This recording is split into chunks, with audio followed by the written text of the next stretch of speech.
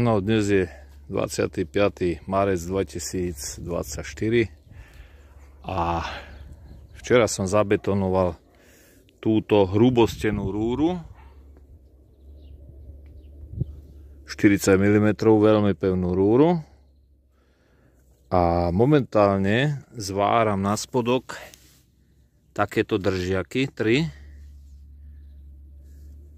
Toto bude takáto otočná rúra. Aj na spodku vnútri v betóne je podobné ložisko, ako je tu hore, klzne. A toto bude základ pre jahodovú Eiffelovú väžu. Tieto držiaky spodné sú pozvárané.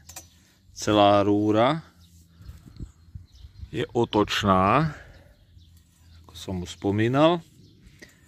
Ide to veľmi ľahučko, to ide prstami, to je jednoducho.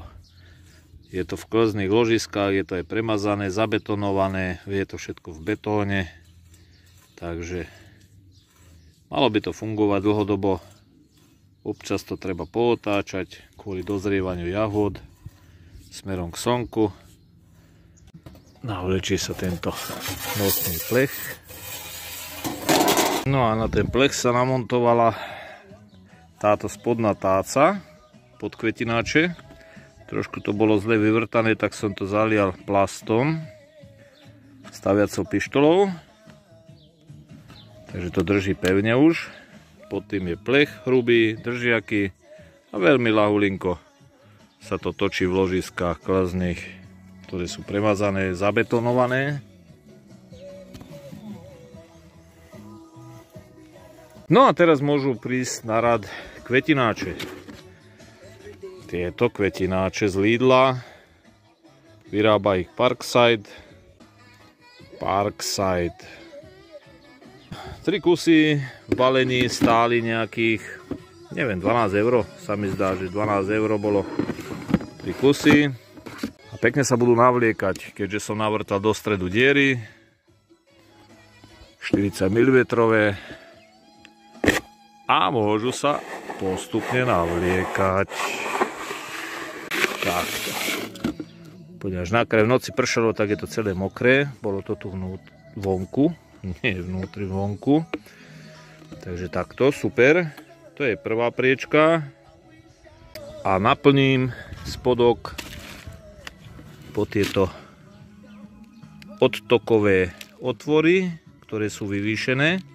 Tým pádom sa tam nejaké 2 cm, 2,5 cm drží vlhkosť stála, aby nevysychali tie kvetináče. A druhý kvetináč, keď bude položený, tak bude pretekať presne voda z jedného do druhého. To je tak všetko nastavené. Tam sú aj tvarovania pekne vnútri vidno. Takže drenáž pôjde štrk. Obyčajný štrk hronský. A potom príde zemina. Vo vedre mám štrk, riečný štrk, a pekne sa naloží do kvetináčov. Ten štrk by mal byť vyššie, ako sú tie odtokové otvory, 2 cm. Normálne obyčajný štrk, netreba tu špekulovať.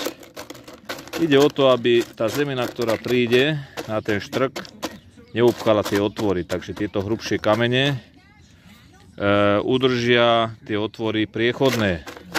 Netreba to už vyššie, toľko to stačí. Zároveň toho plastu stredového. A takto je zabezpečený odtok vody. Presadenie jahôd som sa rozhodol pre voľbu každého pestitele. Nejaký český výrobok, záhradnícky substrát, 20 litrov. A dokonca obsahuje hnojivo na 6 týždňov. Takže netreba tam pridávať žiadne hnojivo, ani prihnojovať jahody s tekutými, až potom niekedy neskôr raz za mesiac sa poleje s tekutým hnojivom jahoda celoročná. Takže takto nasypem tento substrát pekne do kvetináčov po jednom.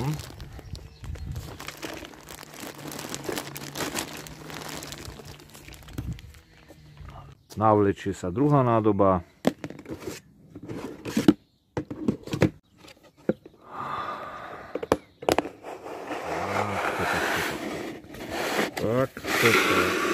Tam je to tvarovanie a to musí sadnúť na ten druhý kvetináč. Malo by to sadať presne takto. Aj sa to pekne točí.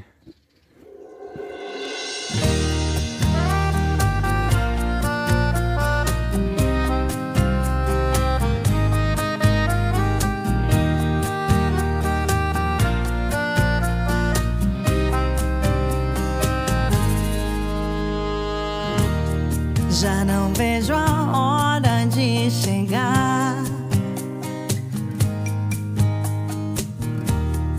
O momento certo pra gente poder se amar. O meu coração não bate quando você não está. Eu volto a estacar zero. Eu perco o chão, me falta o ar.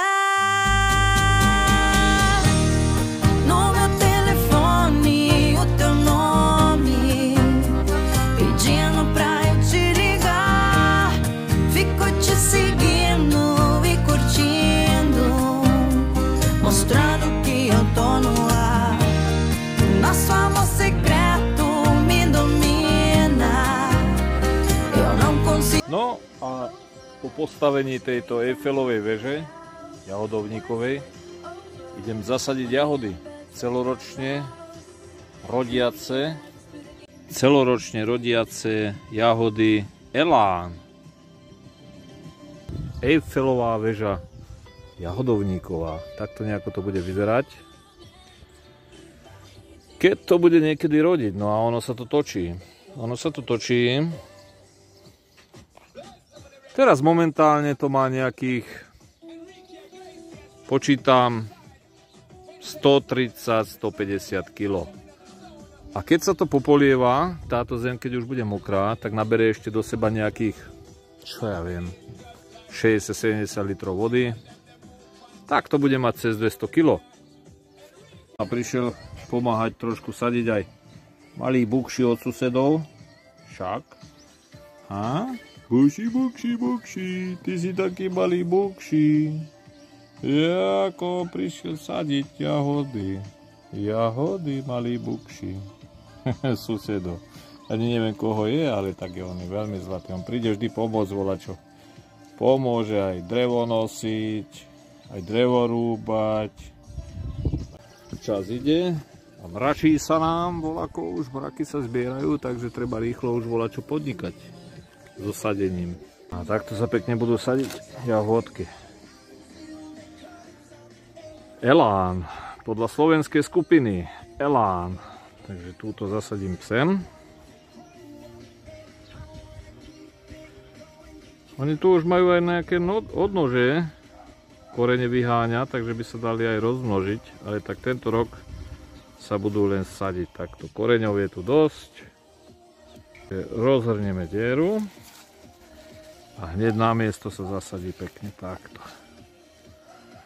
Není to také ťažké sadiť do výšky jahody. Pekne. To sa rozhrnie a potom si bude rásť, kde jahodka bude chcieť. Pedindo pra eu te ligar, fico te seguindo, te curtindo, mostrando que eu tô no ar. O nosso amor secreto me domina, eu não consigo nem pensar que hoje ainda é terça, imagina, mas sábado já vai chegar.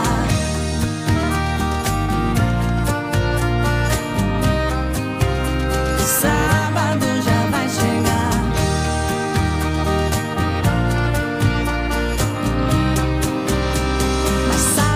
já vai chegar.